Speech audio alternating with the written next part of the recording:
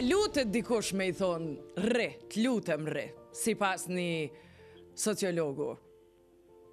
Apo lihet më shku? Po dhe unë të kom thirë krejt për diska tjetër, për e lidha me kangën. A lihet me shku, apo lutet me najt? Varet prej personit e ditë. Varet për personit, okej. Mirë, varet... Qofë është një person të cilin ke pas ndjenja dhe dashuri për ta normalisht që dush me bo qmos për minej kafe. Çdo marrëdhënie ka krizat e veta. Sa bukur e ke thonë? Shumë bukur. Po ti qastu bukur, prof. Të kom thirë për një çështje shumë ma serioze, por fillimisht më trego a je mirë, familja qësh është, vikendi? Mirë, jemi mirë, vikendi mirë, po të drejtën kjo kronika e zez asësit nga largohet nga ballinat e lajmeve. Si, vikendet, sidomos të gjeneratat e reja, është qetësuese për gjithë ata që na ndëgjojnë. Unë jam në një linje direkte me sociologun prej më të mirëve që ka vendi, jeton Brajshorin, dhe që ne zakonisht I flasim këto problematika të shoqënisë me profën. Prof, policia e Kosovës ka arrestu dje për vrasje një 19 vjeçar që ka ndodhur mbrëm në Vushtri. Vrasja ka ndodhur thuhet nga një 19 vjeçar, po ashtu.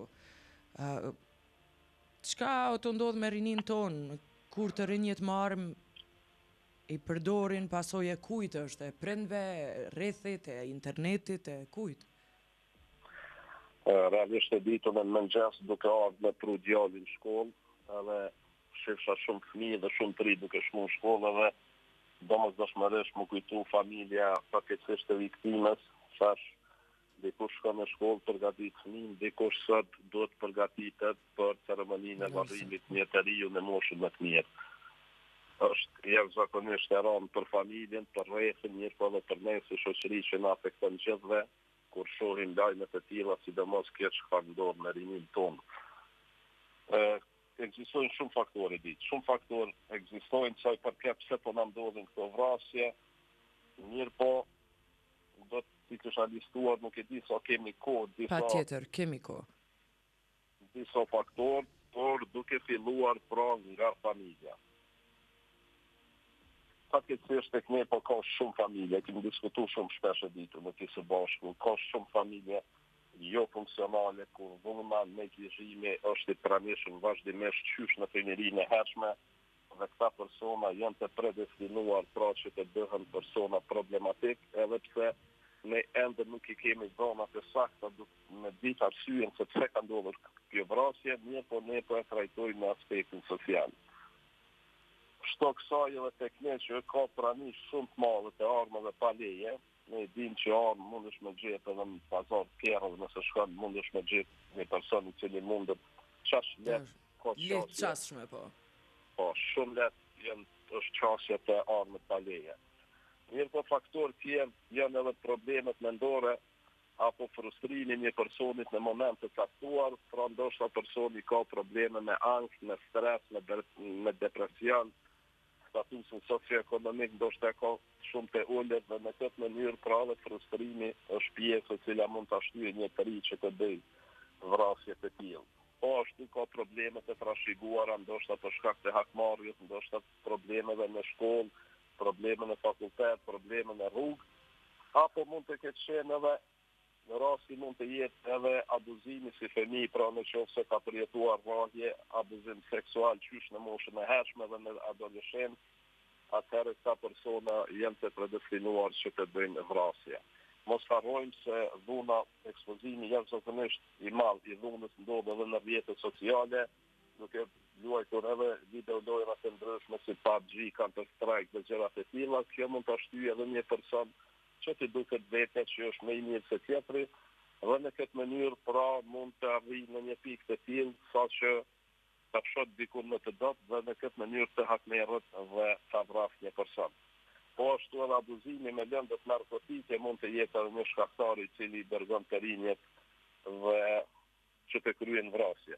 Në qoftë se të raj ditë për shembull ka dhe grupe problematike, sidomos për shkolla, Janë disa grupe të cilat po identifikohen këtu tek ne si grupe si gangster 3, pra si shej identifikuese po e tham po e prejnë vetullën, dhe në këtë mënyrë pra ata e identifikojnë njëri tjetrin si pjesëtar të një grupi të caktuar. Fatkeqësisht sot është një ditë ku fillon pra java, mirë po java fatkeqësisht ka filluar me një lajm shumë të rrallë. Prof, çka duhemi me bo na si prind, gjithë ne që kemi fëmijë në shtëpi, që i çojmë shkollë, që kanë qasje në internet. Si duhet veprojmë? Po e ditë e kemi diskutuar në të së bashku shpesh herë që ne duhet t'i kushtojmë vëmendje shumë të madhe fëmijëve, mos t'i neglizhojmë fëmijët, mos të ndihen që janë të lanë anash, për shkak se ato e humbin edhe vetë besimin e tyre, dhe në qoftë se nuk e kanë përkrahjen nga familja për të diskutuar për gjëra të ndryshme, atëherë nuk mund pra të diskutojnë edhe me të tjerët, për shkak se ndihen si grupi marginalizuar dhe grupi i cili nuk i përket pra një shoqërie të mirëfillt. Po ashtu përveç prindërve, ne kemi theksuar me qindra herë ditë, mirë po edhe me miliona herë do ta përsërisim se familja është baza e shoqërisë, dhe se në qoftë se ne nuk kujdesemi për fëmijët tanë, atëherë e ardhmja atyre do të jetë shumë e gjumë. Po ashtu edhe shkolla ka një pjesë ku duhet të ketë programe vetëdijsuese, ku duhet të punojnë fëmijët me njëri tjetrin, ku duhet t'ju shpjegohen edhe pasojat në mënyrë se çfarë mund të ndodhë me ta në qoftë se janë duke shkuar jeta e tyre me sjellje devijante, dhe të ketë pra programe vetëdijsuese me psikolog, me sociolog, me pedagog të ndryshëm, mirë po në them gjithmonë përveç fëmijëve, aty duhet të marrin pjesë gjithsesi edhe prindërit. Parandalimi më i mirë do të ishte pra të bëhet identifikimi i problemeve qysh në fëmijëri. Nëse sot pra një fëmijë shihet që është problematik, mirë po nuk është problemi tek prind, sepse janë marrë me të mirë, atëherë pra duhet të sugjerohet psikologu, sociologu, pedagogu, të punohet me organet kompetente që ky fëmijë të stopohet aty dhe mos të kalojë në stad më të rënd të sjelljeve të tij devijante. Dhe që kjo është në dorë të shtetit. Po pikërisht ne e kemi diskutuar herën në emision e kemi diskutuar po. Me kolegun tim dhe Bimujkun jemi pra duke hartuar një ligj në bashkëpunim me disa jurist, pra që të dënohen edhe prindërit në rast kur fëmijët kryejnë me paramendim e ditë, jo në afekt, për shkak se rastet mund të ndodhin. Mirë po në qoftë se planifikohet një problem, një rrahje, një vrasje nga adoleshentët, atëherë normalisht që duhet të dënohen edhe prindërit për shkak të neglizhencës së tyre. Pra identifikimi i problemeve qysh në fëmijëri është ajo që neve na stopon krimin në të ardhmen. 250.000 thuhet është numri i armëve pa leje në durë të qytetarëve, që unë kisha besu se janë 500.000, për hajde pelojmë 250.000. Edhe po flasim për armë që janë armë zjarri. Armë zjarri pa leje.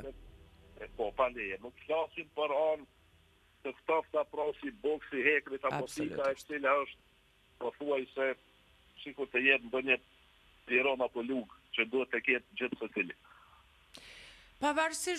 Pavarësisht punës madhe të një prindi që e bën me fëmijën e vet dhe punon vazhdimisht me të, a mund ta devijojë shoqënia? Mund të ta devijojë rrethi, mirë po parandalimi i tij është shumë i lehtë, sa i të tjerëve ku nuk ka për kujdes prindëror. Okej. Për arsye se shpesh diskutoj me persona të cilët thonë, na po edukojmë fëmijën në shtëpi. Fëmia kur po del në rrugë, po mësohet me bërë gjëra të këqija, po mësohet me shoh. Kjo është shumë normale, domethënë, se nuk mundesh me ikë kësaj pune. Atë flasim pak. Mirë po e ditë, në qoftë se fëmia i mëson gjëra, me shoh, atëherë nuk guxon këto mi pru në shtëpi, se nuk është traditë, nuk është kulturë brenda familjes së tij.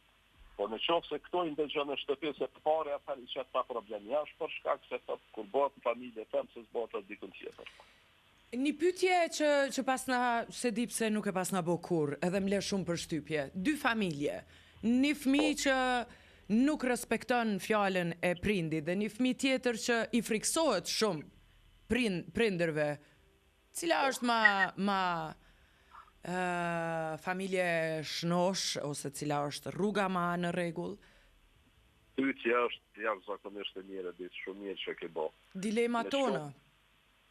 Dilemat e çdo prindi, po? Po, në qoftë se një fëmijë ka frikë nga prindërit, atëherë prapse shikojnë dy ekstreme të kundërta në dukje, mirë po të njëjta në bazë të qëllim. Në qoftë se një të një friksohet nga prindrit, atëherë ata prind kanë dështuar që të merren dhe ta edukojnë si duhet. Kemi thonë që disiplina e tepërt kalon në diktaturë dhe diktatura nuk shkon mirë asnjëherë. Mia bëhet më i egër në qoftë se përjeton dhunë dhe frikë nga disiplina e tepërt, atëherë ky fëmijë pra do të tentojë që t'i bëjë gjërat e tilla në fëmijët e vet në të ardhmen. Po edhe fëmijët në qoftë se nuk i respektojnë prindrit, atëherë duhet të pyeten prindrit se çfarë dashnie ju keni dhënë këtij fëmijëve. Se shpesh herë i ndëgjoj gjeneratat e vjetra që thonë fëmia nuk po na respektoi, nuk po na doj. Në qoftë se nuk e dhon dashni, fëmia nuk din me ta kthy dashnin. Pra cili është mesi? Mesi është që të merremi me fëmijë, ti tregojnë gjërat e cilat nuk duhet të bëhen, në qoftë se ka mënyra duhet t'i dënojnë gjithsesi, duhet t'i dënojnë pallum, t'i dënojnë qoftë me marrjen e telefonit, qoftë me dhënien e parave në shkolla për gjërat e tilla të lehta, dhe asesi të mos përdoret dhuna dhe fëmia pra do ta kuptojë që një gjë e tillë nuk është e mirë dhe do të ketë kujdes më shumë në të ardhmen. Meqense mund të flasim shlirë, i kemi në për shkolla fëmijët ose në gjumë, atë flasim pak për serialin, shumë përfolur në rrjetet sociale momentalisht, prof. Po seriali, do me thonë, Adoleshenca është një serial i cili është përfolur shumë, dhe është një serial shumë e mirë, po unë sugjeroj të gjithë prindërve që ta shikojnë serialin pa prezencën e fëmijëve. Për shkak se kam hasë disa shokë dje kemi diskutu këtë gjë, njëri tha që e ka shikuar me fëmijët e tij dhe thash sa po du me pa fëmija çka nuk bën me bo. Thash mirë pa ato fëmija mundet me pa dhe çka mundet me bo. Kjo është problemi. Nuk do me thonë që ti e qëtë mesazhin e sakt, e fëmija nuk e merr ramën e kundër saj. Por për prindrit e kështë referu gjithsesi me pa serialin, apo? Gjithë prindrit me pa serialin, do me thonë, nuk e di apo të kohë me shiku. Ende se fillova, ende. Besoj sot dhe nisi me pa. Do të shërë që natë serial, gjitha që ka kemi diskutu, unë edhe ti në emisione kemi pa serial, brenda ati seriali. Kështu që i preferoj të gjithë prindërve ta shikojnë pa fëmijët e tyre, pa praninë e fëmijëve, dhe në qoftë se ka nevojë ta diskutojnë në mënyrë më sporadike, jo për gjërat të cilat ndodhin aty brenda, për gjërat e rënda, mirë po në mënyrë sporadike pra të flitet për pasojat e cilat mund të vinë. Uroj ai plani që po hartohet nga ju, profesor, miqtë tu, profesor të tjerë të miratohet edhe të ecë mbar. Une e kam gjithmonë me kënaqësi ju pas në studio, edhe më ndëgju për këshilla për veti, se si ti qasëm fëmijëve të mi, por edhe dëgjues tanë. Faleminderit shumë. E ditë, une e ndala veturën për më kysh në radar, se radari nuk poj me refuzu kurrë. Shumë faleminderit, e vlerësoj shumë, prof.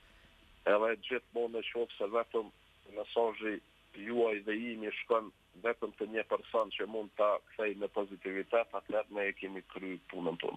Shumë faleminderit. I paqmi e gjatë fëmijët, familjen. Gjithashtu e di. Miru pafshim, faleminderit shumë.